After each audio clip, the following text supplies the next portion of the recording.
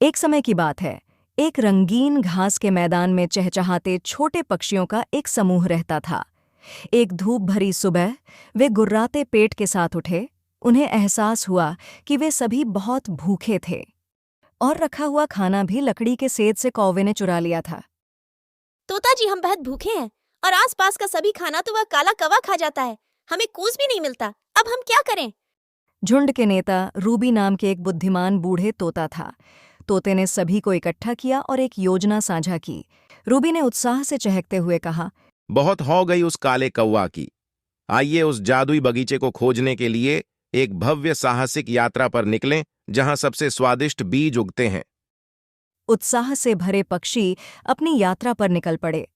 रास्ते में उन्हें मित्रतापूर्ण तितलियों का सामना करना पड़ा, जो जंगली फूलों के खेतों में उनका मार्गदर्शन करती थीं। पक्षी आकाश में उड़ते हुए, खुशी फैलाते हुए हर्षित धुनें गा रहे थे। थोड़ी देर बाद वे मंत्रमुग्ध बगीचे में पहुंचे। यह चमकीले रंगों से भरपूर और हर तरह के स्वादिष्ट बीजों से भरपूर था। पक्षियों को अपनी किस्मत पर विश्वास नहीं हो रहा था।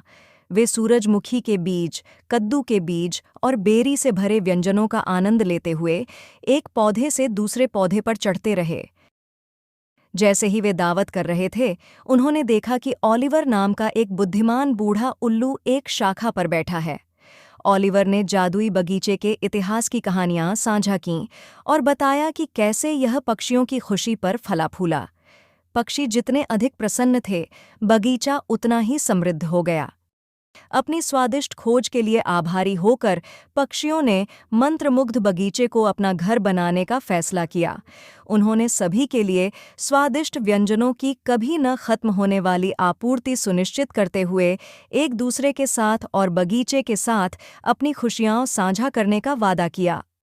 और इसलिए घास का मैदान संतुष्ट पक्षियों की हंसी और गीतों से गूंज उठा, जो अपने जादुई बगीचे में खुशी से रह रहे थे, जहां भूख की जगह खुशी और दोस्ती ने ले ली थी।